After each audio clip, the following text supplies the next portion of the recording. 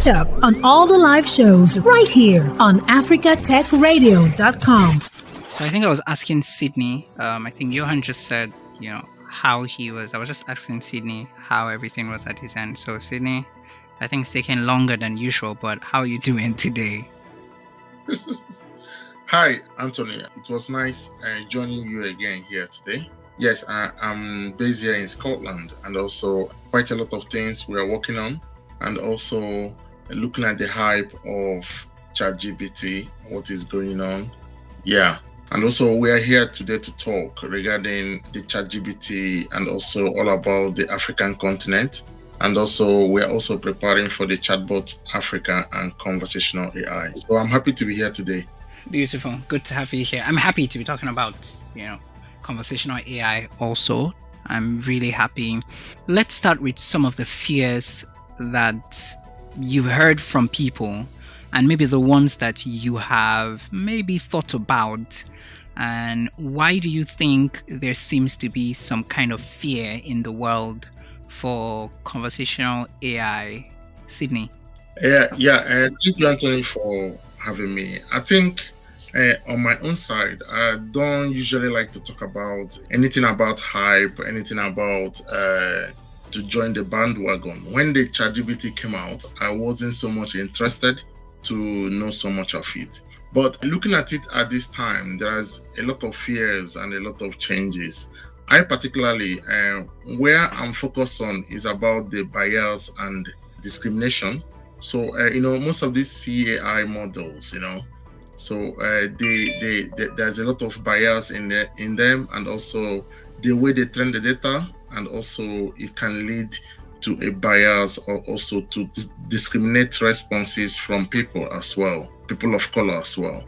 So a lot of people are talking about the bias and discrimination, and also most people are talking about that the AI is coming to replace their jobs.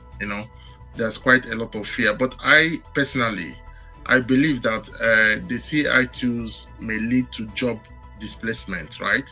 And also in certain industries, but why the tools can also be enhanced, it can be used for a better productivity, and also is very important to consider the impact it's going to give also to the industries and also to the society as well. So looking at the fears of bias, that is where I'm mainly talking about, and also Johan can as well say something more about this. So Sydney's bias, and the other would be fear of taking the jobs. Johan, what fears have you heard, and do you have fears yourself? Have you thought of anyone? Yeah, I think throughout our history as humans, we have feared new things and things we don't understand. It's a very human natural thing to do. I think the popular media and Hollywood in particular have shaped our view of robots and AI, and mostly in a negative way, killer robots taking our jobs and the like. It's just, people so misunderstand this technology because they very rarely get an opportunity to hear a balanced, neutral view. It's often very sensationally done by the media in particular, or consulting firms often. So I think, jobs, future of jobs, relevant topic. It's something to worry about as we out-automate a lot of the work that humans are doing at the moment, especially repetitive, low-value, administrative kind of tasks. But my personal fear is for my son's future and for his children. If they live in a world because of technology that is totally even more unequal than it is now economically along racial, gender, country boundaries. And if they, maybe in the next 30 or 50 years, we will have a world where very few people on Earth will be able to earn a living. So there's a future potential for the negative worry that I really have. The technology as it is at the moment, I'm not too worried about. Sydney is very right about the biases. It's already playing an impact. It's a huge thing, especially, like he said, people of color, certain genders, kind of discrimination, if you would. But I think maybe just to conclude, that technology is, in some extent, still very weak in what it can do. I think the worry is what will it do in the future as it gets better? And I think for me personally, that's where the worry really lies. So before we go into the possibilities, what lies have you heard? You just talked about the fear of robots, as Hollywood and sensational news has packaged or made us believe about AI and conversational AI. What lies would you like to debunk on this episode? Yeah, look, so for me, the fact that it's a super powerful technology is a lie. It's very powerful, but it's not. It's powerful in very narrow, repetitive automation kind of tasks. It obviously sees patterns and data. So there are a lot of, especially great business use cases, but is it smart and does it think like a human does? Not at all, not even nearly. So that's a lie that it's as smart as humans or smarter than humans. It's a lie that it has consciousness or a personality, or that it, is human from an emotional point of view, that it thinks for itself, reasons for itself. It, like all technology with it, whether we use a knife to kill an animal to feed our family or to kill our neighbor, for thousands of years, we choose what we do with implements and tools and technology. AI is not good and it's not evil. It's just neutral. It's evil because humans are evil, and we use it potentially for evil things like warfare, discrimination, power of money, and the like. So I think the overhype of how powerful it is a lie. That does not mean it's not going to become those things in the future, but we're certainly not there at the moment, I think, Anthony. Okay, and what possibilities do you think it has, so that when Sydney responds, he responds also with the possibilities and the lies to debunking the lies? What possibilities do you see it? Because if it's not these things they say, it would be, what exactly can it do for us in terms of we're looking at the good side? So I think firstly, from a business point of view, I think the use cases are clear around automation, efficiencies, knowing your customer, predictive analytics. It gives a business a lot of ways of being better at serving their clients, at managing the business. There are also societally a lot of good things to think about. Healthcare, the diagnosis of diseases like cancer, etc., through machine vision, through scans, the ability to better educate students and our children through more personalized, some people call it hyper-personalized education. I also think technology, even though social media and the like spreads a lot of false truths and lies, really, technology should also set us free from ignorance. The ability to ask a ChatGPT or a Google search for that matter, and not to rely on our priests and pastors and politicians and traditional leaders even, but we as a generation should use technology to find the truth of our lives and our future for ourselves. So there are a lot of societal benefits along the fearful things. My worry is just that the potential negative impact is more realistic to happen than the positive impact, sadly, in my opinion, Anthony. Okay, thank you very much. I would, engage on your hyper-personalization and, the idea of generative AI and, whatnot. But Sydney, what lies have you heard about conversational AI, and how would you want to debunk them? And what possibilities do you think conversational AI tools can provide for us humans? Yes, thank you, Anthony. I think from the aspect of lies, most people keep on saying that the AI tools like the ChatGPT, that is very well impressive in generating content and responses. But if you understand, if you try to put in some data you try to put in some content, you find that most of this content are nonsensical, right? The answers, if you look at it very well, the response is not fine. So I think that's the lies that comes through there, is that though it's very smart, very smart, but also there is always a human involvement in everything doing. So if you look at the AI tools, there's always a human at the back for the training, supervision, and also the handling of complex and sensitive situations. So I don't believe so much on the lies that the ChatGPT can do everything. There's always someone behind who can be doing that. So the possibilities are so much, right? From what Johan just said, I think using these CI tools, it can support improve the customer support as well. So it can be a kind of to assist in providing instant and personalized support to customers. So, and also I have seen that most people use ChatGPT as well for language translation and communication. Sometimes I try to put my native language 80% accurate, right? So most of the tools we have now, you can use it to break down the language barriers, and also it helps to facilitate the real-time translations and enable effective communication between individuals who don't speak the same language like you or who speak different languages. They can use it as well. And also I think it can be used also in personalized experience, so most of these tools can tailor experiences in individuals, providing relevant recommendation, personalized content, and also more engaging overall interactions as well. So using of this solution is also good, possibilities to achieve this in the customer service as well.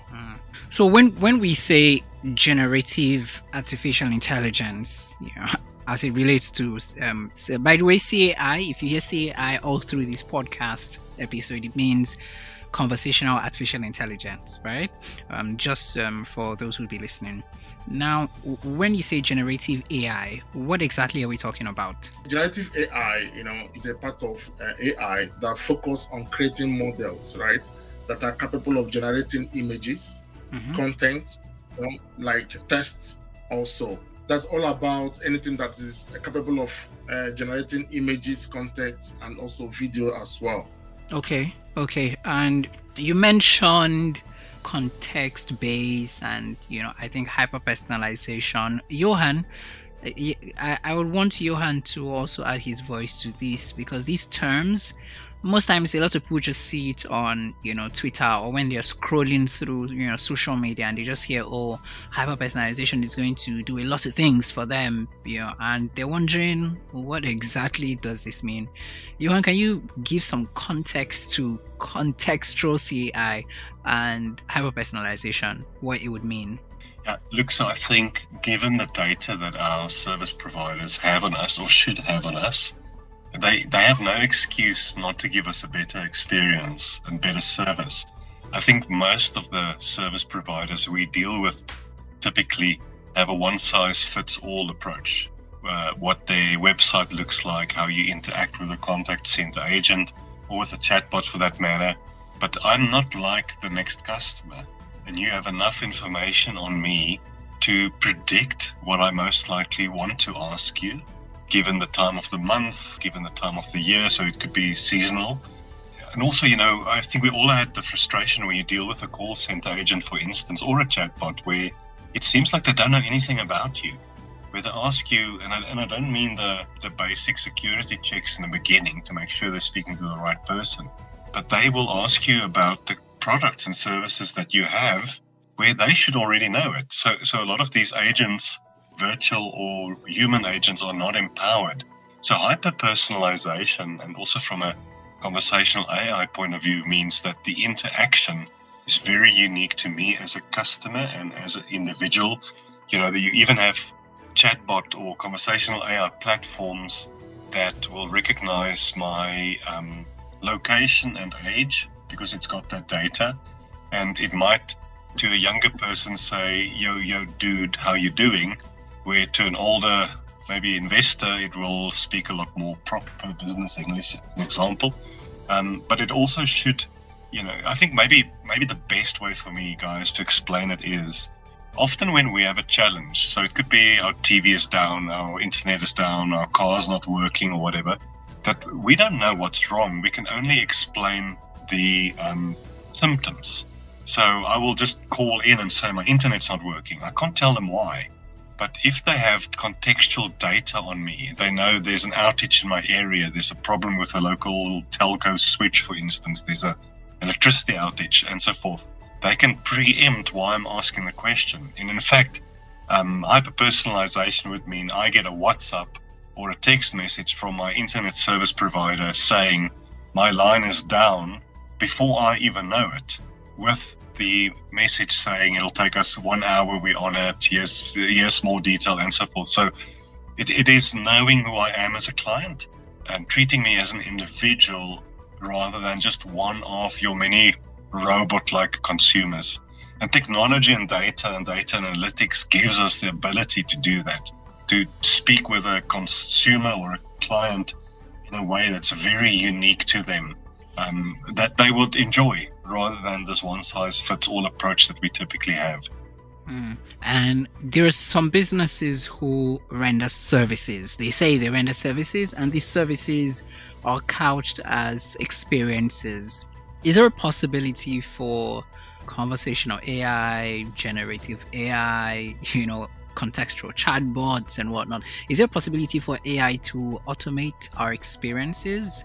Look, so it won't automate how we experience it, because as individuals, some people are more prone to experience audio than vision, and others the other way around. We are such different people, all of us. So the way the experience is presented, AI can influence, but the way the individual actually experiences it, it's difficult. And that's why, again, based on the data that we have on an individual, or should have, we can predict to a large extent how they might experience something. Even if you think of retail, there's a whole science around like a retail store, the colors of the price tags. For instance, if it's yellow, we would see a price as less expensive than when the price tag is white or red, for instance. We walk, the route we walk in a retail store is pre-designed, so a lot of people go to buy Coca-Cola, but then you'll walk past a lot of things that you might not want to buy, but you buy it in any case. Even the sound and the music in the store, even the smell in the store is often artificially generated. And that's been around for 50 or 80 years. But now in the digital world, can we also, even though it's more difficult when we're not in an augmented reality environment, to have a certain smell or a certain feel on the skin, but we can still preempt and almost dictate what that client, what emotions we can bring up in them through the color they see on the screen, through the sound they hear, and so forth. So I don't think we can influence what the person feels directly, but we can set the environment for them to most likely feel it. And that feeling could, for instance, be trust or a willingness to buy more products or whatever the case is. But again, it all goes back to having enough data and using that data correctly, but also responsibly to generate these kind of experiences. But it is technologically very possible. Sydney, what do you think? Do you agree with Johan that we're not getting to that point where AI actually automates our experiences? Well, actually, from what Johan said, to me, and from what I've seen from so many of the solutions, I believe that there's a potential, to automate tasks, but not to also to improve user experience, in a way, and also to increase efficiency in various industries. So the AI is trying to automate, also be accurate for now, but also when the time comes, I think there will be solutions that can be able to do more than that, to be able to give us what we are looking for. And also, I want to say something about the contextual AI. So I think what we are seeing this time around is that the generative AI, contextual AI, most of this coming out at this time is because of the way the hype was in ChatGPT, and most of these companies' solutions begin to develop and begin to come out in so many ways. From what Johan said, there are so many of all these things we are around before, but just because it's the hype now that people really say, okay, this is the time it's coming out, but they were here before. So I believe that when we refer to the contextual AI, we refer to the part of AI systems that takes into account the context in which the operator to provide more accurate and relevant response. So looking at it now, so when we have in the customer service somebody who is requesting to know so much about the services or what this company is saying, is selling. So we'll be able to see the contextual to be able to give them a very good relevant response regarding the actions or what they request for. Okay, that's an interesting take. Sini, you work with a lot of businesses that are around conversational AI, and you've been doing this for a while. Do you think businesses in this space should jump on this trend and the buzz because of, the big companies who have stepped into the space? Or do you think we should, businesses should just stay focused, especially those who, work on these tools, conversational AI tools and technologies? How should we approach this particular time or these times? Because anyone who just announces anything now, their stock prices hit the roof. Everybody's talking about it. They're launching something and everyone is already jumping on that tool and whatnot. How should we approach this? From my own understanding is that, during the time we have the ChatGPT, most companies don't know much. Nobody wants to talk about what is happening. Immediately we have ChatGPT. You see, from what Johan said, most of the big companies, they have to go back to the drawing board. They're trying to bring out their own solution to be able to suppress or to conquer ChatGPT. So from what you just said now, I think from what is happening right now, all the companies here in the Western world, they are looking at it and also trying to make a lot of research to find out how are they going to use CAI tools to be able to support the customer service, support the telecom, support each of these industries.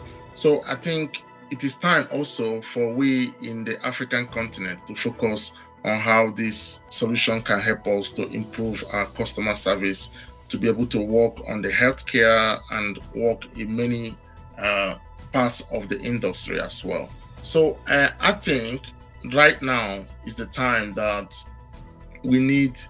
all companies have to be able to train themselves to be able to meet up the stage we are at this moment. So I think that we need conversational AI in everything we are doing. And that is the reason why we are doing this, to be able to promote and also to accelerate the adoption of this technology within the Europe and also within the African market.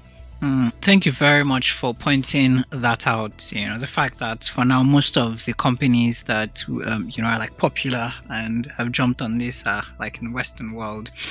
Or in the West, right? And here on the continent. That's one of the reasons why we have to keep talking about it. Not just the solutions that are from the West, but solutions that are on the continent. Johan, how would you respond to this? The first being, what should businesses, especially those on the continent, do with the trend that's happening now? And secondly, should we start rethinking, the business models here on the continent to maybe prepare the business for, automation at that level? Or should we just focus on steady growth? Yeah, look, I think, business leaders should be very aware of where the technology is going, keep an open mind as to how they can utilize it. But my experience is that most businesses at this stage don't need AI necessarily, especially smaller businesses, because their fundamental processes are still so immature. They're not even using something like Excel properly. You can't just plug AI on top of that. So, we can't start with, we've got AI, let's look for a problem to solve. We have to do it the other way around. We've got a problem to solve, and then we look for what technology can do it. And most times it's not AI. It's even sometimes not technology. It is upskilling, change management, it's leadership problems and the like. So I would always recommend clients to start with the tools they have that they've already paid for, that make sure your staff knows how to use it, that you're utilizing the technology, that your basic processes are understood and in place.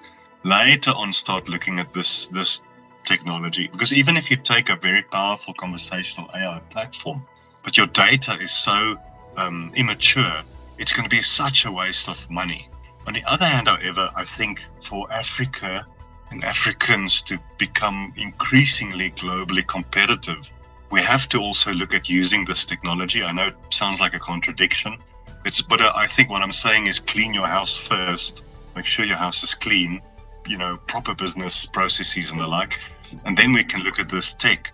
The challenge is, and one of you have referred to it, these platforms are often European or Northern American based.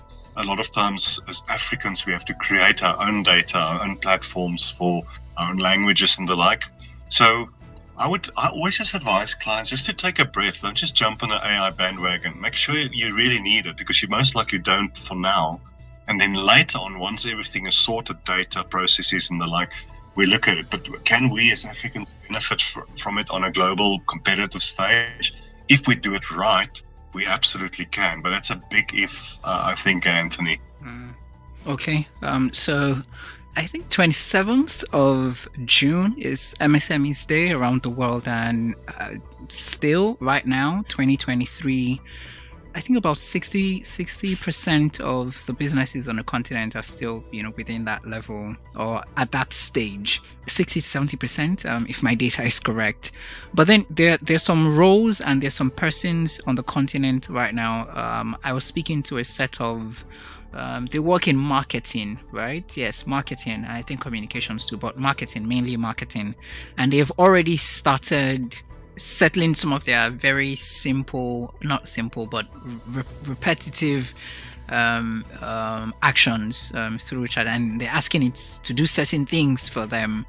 The EU right now has like an AI Act that everyone has been taking a look at. How do we balance ethics, with business and innovation and profits? Should we start having these conversations before we have wide-scale adoption of these technologies, conversational AI technologies, or should we just wait until when we have wide-scale adoption? I was reading an article where someone said AI isn't going to be the problem. Like AI, you shouldn't be afraid of AI. You should be afraid of Silicon Valley. Oh, I think Johan left. And the person said you shouldn't be afraid of AI, you should be afraid of Silicon Valley. So how exactly should we treat, the issue of ethics, business models, privacy and whatnot? Sydney, would you want to respond to that before we have Johan back? All right, yes, I just want to respond regarding what Johan just said previously. So, and I think that in the African context, that most of the challenges there right now is how are they going to implement this and how are they going to trend the data as well. So what I believe is that there are challenges surrounding CAI tools, and also there are advancements as well. And I think the benefit is more in all this, benefit is more in all this. And also looking at the responsible development and deployment and ongoing improvement. So I believe that CI will be something that in the African continent, they will be able to use to support them. So also regarding what we talk about the Africa, so I believe that when we are using conversational AI, it's going to support following up the languages, which I just mentioned before, because in Africa, we have quite a lot of landscape of different languages, which is spoken across the continent. I think that the CAI models, the conversational AI models, can be trained to understand and also to respond in multiple languages, and be able to interpret for them. The last one is that I was reading something about how the CAI can support the in agriculture. So since in Africa, most of these African countries, they deal with agriculture, I think that the CAI, the conversational AI, can contribute to its development. It can help to assist the farmers in making informed decisions and providing localized weather forecast, crop management, all these kind of things. Okay, so what should we expect at this year's in-person, yes, back in person, in-person chatbot and conversational AI event happening in South Africa? Last time in the event, we do our best trying to make sure that we promote and accelerate the adoption of CAI, conversational AI in Africa. We have a lot of speakers who are going to talk about ChatGPT, how to apply it, the fears and also the benefits. What we are doing in this event is that we are promoting this in the African market. Not only we are trying to run the event, we are trying to give Africa a voice to come out in the map so that we'll be able to know that this is our own, this is how we can present it, this is how we know how to use it. So the event we are running in Africa is something that we are promoting how to apply CI tools and also how it can be used in the continent. So we're going to exploit quite a lot of things since we know there's a lot of hype in ChatGPT right now. So during the event, it's going to be a time for us to learn and also to understand how we can apply this in our everyday use in the company. Also, there are going to be quite a lot of education and awareness as well. So most people are going to learn the capabilities and their potential applications of CAI. And also we have networking and collaboration. There'll be a collaboration where people who are startups, who are starting to develop something in the African continent, they'll be able to see people who can be able to support them and also who can give them a professional advice on what and how they can be able to grow their company. So there is workshops and use cases. And the last thing which we want to do is that we want to have like skill development, So there'll be a kind of hire as well. You'll be able to meet up people that you don't know and network around as well to be able to get a job for you within the African continent as well. That sounds interesting. So there are lots of people who want to go into this, who want to learn more about it. So this actually helps them, for those who are just starting their career to say, oh, this is, what I want to get into, since this is, I won't say it's the buzz of the town now, but it's something that will continue for a long time, actually. So the opportunities are immense. What will it cost to join in? What's the date? And where exactly will it be happening? So, Anthony, we are not running this event that we are doing it everywhere. It can be able to be easier for everyone to join from wherever they are in Africa. So as I said that we are doing this as a community to build CI community in Africa, and also to be able to create a space for knowledge sharing and also for collaboration within the CI community. So the event is not much. If you want to attend in person, that is where you'll be able to pay only $20 you pay. The reason why we charge that is to make sure that someone is going to be there. So if you want to attend online of course is for free. So if you want to attend online, you go to the website and register online is for free. You can attend from anywhere you are. Not only will you attend online, you could as well come back later on to listen to the content we have in the event. From the good platform we are using, we'll be able to come back to the platform to log in and also watch all the content that you have missed during the event. Okay, good. Would there be any other information you'd want to share concerning the event happening? Yes, what I want to say is that this is a Chatbot Africa. We are here to give Africa a voice. It is time for us to move on and also to join the hype of ChatGPT so that our languages will not be left out. So there are so many things that are going to be covered every day. And also we'll be able to, this event will be like a motor, a kind of a car that is taking us to a destination that everybody in the community within the CAI will be able to know the direction we are going. So I think anyone that is doing that is into chatbot, into voice bot, or into conversational AI that is missing the Chatbot Africa, the person is missing a lot, because we are just like a drive that takes us to the destination where we want African continent to be in the CAI industry. So I just encourage everyone, wherever you are, don't say, I know if you don't have the money to come in person, you can as well attend for free online, so that you can be able to listen and understand what people are talking about within the CAI industry. So even though you are not part of the CAI and you have interest to run into conversational design or something within the field, you are welcome to attend as well. So we are looking forward to be able to promote and also to collaborate and to innovate new ideas within the African continent. The event is on 30th August. It's going to be in South Africa, in Sandton, Johannesburg. That's where it's going to happen. So wherever you are, as I said, you can as well attend online. Any part of the world you are free to join for free online. Okay, and if you need more information, you can go on the website. What's the website, Steyn? The website is chatbotafrica.com. www.chatbotafrica.com.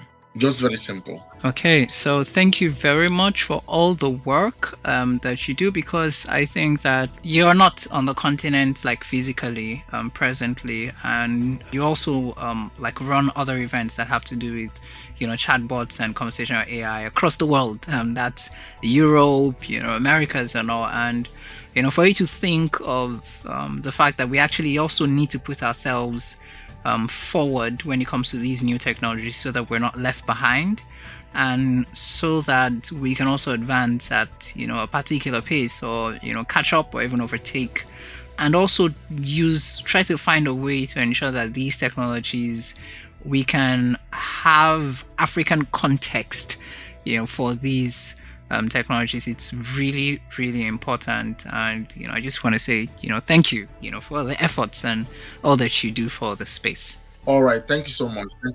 But also I appreciate you also, you with your team. I used to listen to your content. You guys are sharing, also promoting all the African tech to be able to give them a voice as well.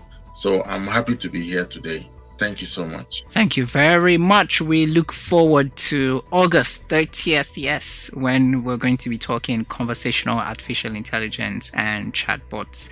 See you in Sandton, Johannesburg, South Africa, or online, as the case may be. Thank you very much, Steyn, for this, and Johan too. Thanks for listening, and don't forget to catch up on all the live shows right here on africatechradio.com.